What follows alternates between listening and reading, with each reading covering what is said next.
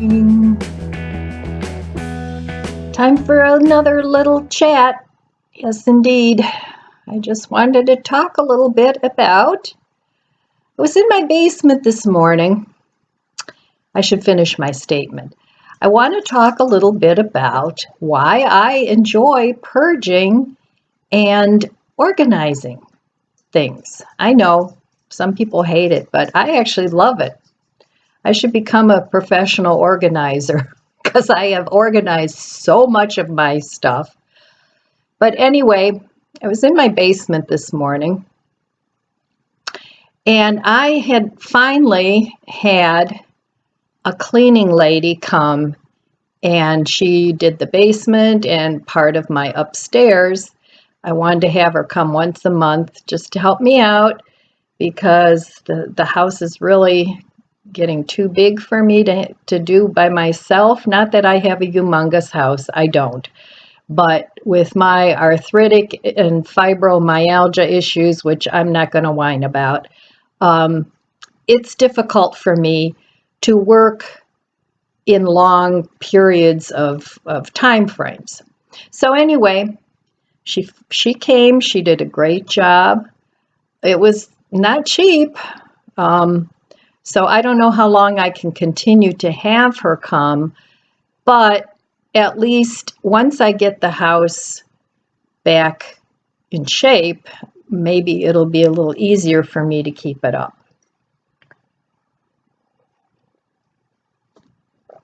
So anyway, all year long, I go through my house. I don't wait till spring or fall or Christmas time. This is just something that I do.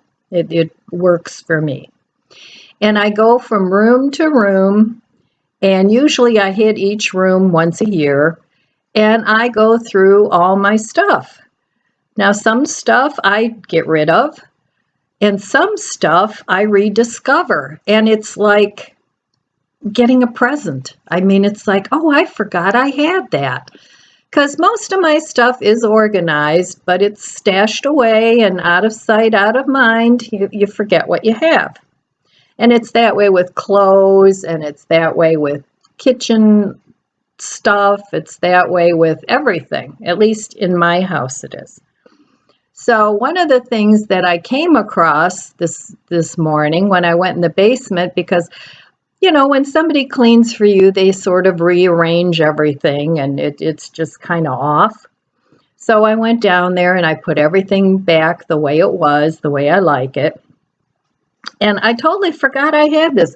I came across this book, and I think I got it secondhand. I know I didn't order it new. And it's called Shameless Shortcuts. And it's 1,027 tips and techniques that help you save time, save money, and save work every day. So I thought, what an awesome book I had, and I forgot I had it. So I'm going to read this, and if there's anything that I feel is worth sharing, then I'll give you some tips. So that's one thing I found this morning when I was looking through my books down there. So most of us in our homes really have all that we need. Whether you're a minimalist or a maximalist, probably if you need something, you have it already somewhere in your home. Maybe not when you're young. You know, when you're young and starting out, you still have a lot of things that you need to accumulate over the years. But when you get to be older and you've bought all the things that you need, it's probably already in your house somewhere. I know that's the case in my house, and I am far from a minimalist. I just love the idea of the lifestyle. It's so simple and it's easier to clean, but I just can't quite get there. So for me, I'm more an organized maximalist, if for lack of a better term. I don't know. Is there a term for that? I'm not talking about hoarding. I know that's the the other extreme that I don't even want to go to. In fact, I love to watch episodes of Hoarders because it motivates me to go clean my space. But is there something in between that, a minimalist and hoarder? Is there a term for that? If you know one, leave me a comment down below and let me know what it might be. So for now, I'm just going to call it a maximalist. So in January now, December is always a really hard money month for me and sticking to a budget, because I'm in the store way more often than I want to be. First of all, you have celebrations, you need food, you have family, friends coming over, whatever it is. You see all the shiny things in the store, and you know, it's like, oh, I think I need that. You know, and so December is really a difficult month for me. But coming up in January now, I want to do another no spend, low spend month. And I'm not going to go through every day like I did with my 31 days of low no spend. And I will leave a link to that video up here and also down below. If you have any interest, it's a whole playlist, and it has different suggestions for every day of the month of how you can save money. So I need to do that again in January, and I probably need to do that again in February too, because I know in December I have I've blown up my budget. And I'll be the first to admit that. It just, I need to put a lid on it. So as I was looking through my books in the basement and I was just rearranging them, I did realize I have a lot of financial books that I need to get out and read. Now, I'm very happy with the budget that I've set up for myself. It works for me when I work it. But when I don't work it, it doesn't work for me. So that's the big thing to do. If you have a budget, you need to work it. So at least I do. So that part is pretty good. And if I follow that, and I'll leave another link up above to my budget. It's very simple. I don't need to go on the computer and use a spreadsheet. I tried that, and that just did not work for me because I actually had to turn on the computer. I had to look for the program, and I just keep a notebook. And for me, that works great. So if you have an interest in that, I'll also leave it down below.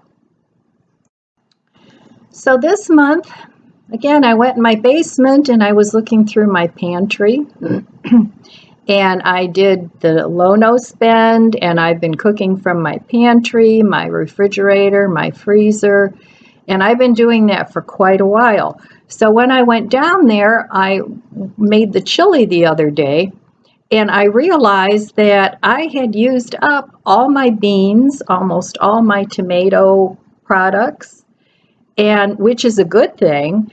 But now I have to go out and start replenishing what I used up.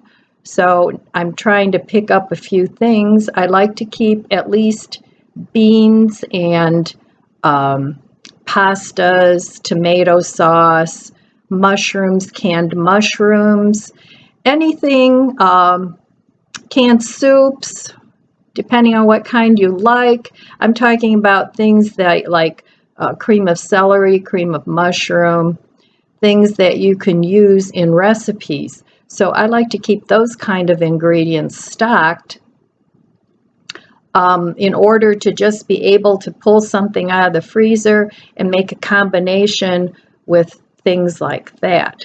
Another thing that I'm trying to stock up on is some canned vegetables, green beans, corn, whatever canned vegetables you like. The mixed vegetables is a good one. and at least have some of those in stock in case the electricity goes out. And I have an electric stove, so if the electricity goes out, the only way that I can cook is on one of those little propane things. So I like to at least have something canned handy that I can just open up and eat. So I like to stock up a little bit on that sort of thing. Now, one thing I am going to get, and I have it in my Amazon wish list, is a little propane burner. I have the kind that's electric that, I forget what you call them, the induction cooking ones. I have one of those, but if the electricity goes out, that's not going to do me any good. So I do have a little propane grill outside, which I can use in the summer, but in the winter, I need something that I can cook with inside. So I want to get a little propane burner just for emergency use.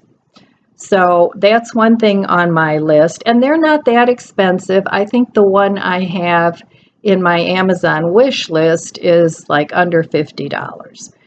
But I want to keep that in mind.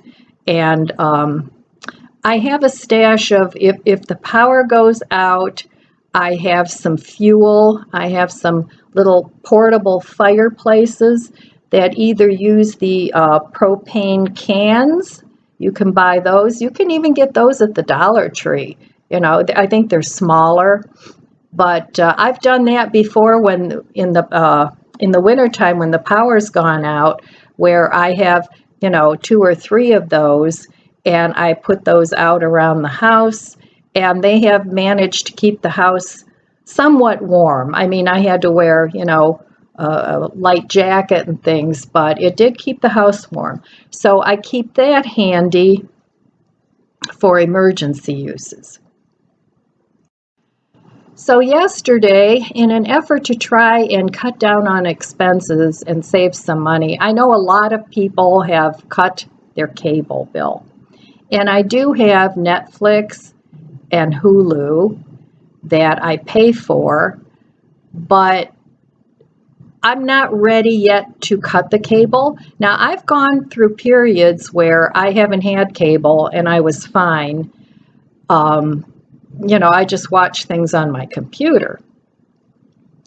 But the internet now, it seems like since people have cut their cable bills, the internet costs have gone like crazy. I mean, for 30 megabytes per second of data, it's like $60, and you used to be able to get that for, under $20. So they've kind of caught on that people are, you pay here or you pay there. So anyway, I went with my one, I had satellite TV, but I only have very limited choices here where I live in the providers that I can use. I can use Dish, I can use DirecTV, or I can use Cox, and that's it. None of the other providers service my area. So what I did was I got online and I looked to see who had the best deal. So I changed from the one provider to the other, got a new internet, and that was a price guarantee for a year. The new provider was a price guarantee for 2 years. So between the two, and I had saved my old email, they call it a ghost account, because I've had that account for years and years. That's what everybody has, is that email account. And I was paying $10 a month for that. So I'm going back with that internet provider, so that'll save me $10. So altogether, I'm going to be saving in the next 2 years, probably came to $60 a month. So, and I know I could do much better if I just got rid of the whole but I do need internet. So $60 a month is a good savings, and that's over $600 a year. So in a 2-year period, that's enough to go on a vacation. That'd be on $1,500 in 2 years, and that would be a nice vacation. So I want to go through some of my other bills. I've already done my phone. I'm okay with that. And because I don't have a house phone, I had one. Nobody called it once I got my cell phone, so I got rid of that. And but I do want to check out my insurance, my car insurance, and see if I can't get that cheaper, because I drive a very old car and I have only liability insurance on it. And I'm sure I could probably get a cheaper rate through some of the other carriers. So for Christmas this year, I did open a Christmas account earlier in the year, and I have some money in that. And this year for Christmas, I've cut way back. I've only gotten a few presents for certain people. But for my family, I talked to them about it, and I asked them, would you like this present, or would you like just the money that, for the present, or for whatever you want to get. And they all agreed that a monetary gift is fine. And I even talked to my little grandkids about it. I mean, my youngest one is going to be 6 this month. And they're all perfectly happy with receiving money, because then I can go out with them, go have a lunch, take their gift, go to the store, and get them what they want. And I like doing that. And I do that for their birthdays too. First of all, it cuts way back on the wrapping that I have to do. It cuts way back on the just random gift giving, because people have so much stuff now that they don't know what to do with it. So I don't want to contribute to their pile of stuff. So, I mean, my kids can obviously get their own gifts, but I like doing that with my little grandkids. It gives us time to spend some time together, and they can learn to pick and choose what they want. If let's say I'm giving them $50, then they know it's like their budget. That's what they have to spend. So then it makes them a little more conscious of what things cost. So I'm doing that this year. And for Christmas, we always celebrate on Christmas Eve. And for dinner, we always had an elaborate, nice dinner. I mean, nothing super, super expensive, but if you have meat eaters in your family and you buy a nice roast or whatever, you can spend a couple $100 just on a meal to feed a family if you have a larger family. So this year, I did Thanksgiving, and that was lovely. We had a nice time, but preparing all that food, I did the Bob Evans thing, but with me being vegetarian and my one son's girlfriend is vegetarian, I still had to make a second meal so that we would have something to eat too. And then by the time you get the hors d'oeuvres and the snacks and the beverages, I mean, it came to like $300 for everything, and that is ridiculous. So I said, no more. First of all, my back was killing me. I said, no more. We can't do that anymore. So this year for Christmas Eve, we're going to have a little potluck, and we're going to just have finger foods. And everybody can bring something. Everybody can bring their favorite beverage, and I will host it in my house. And that way everybody can get some of their favorite things. They can share it with everybody else. So that's what we're doing for Christmas Eve this year. So I think it'll work out well. I talked to my children about it. And the grandkids, they don't eat a big plate of food anyway. They like to snack on the little whatever I have, whatever's out. They like that. So I think it'll make everybody happy. It'll be very cost effective for everybody because nobody has to bear the burden of the whole cost of an expensive meal. So that's what we're doing for Christmas this year. So that's all I have for you today. I wanted to leave you a little tip about how I store my bread. Now, when I go to the store and they have like bread on sale,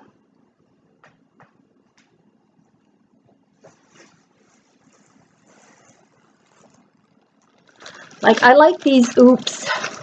They're always really cheap. It's like $1 something a bag.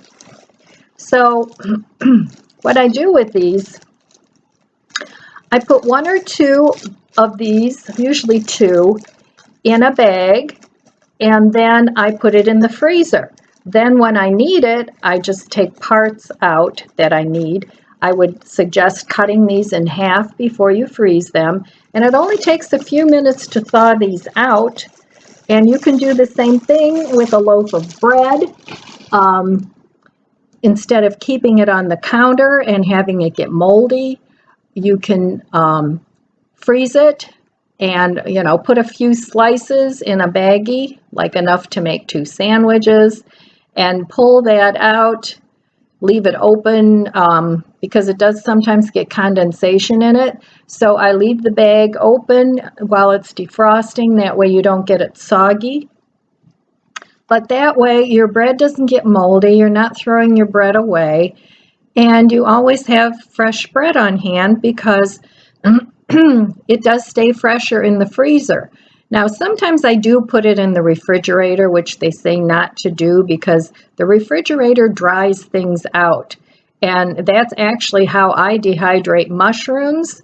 I just open the mushroom container and I leave it open in the fridge. And if I don't get around to it, I kind of toss them around every now and then when I think about it.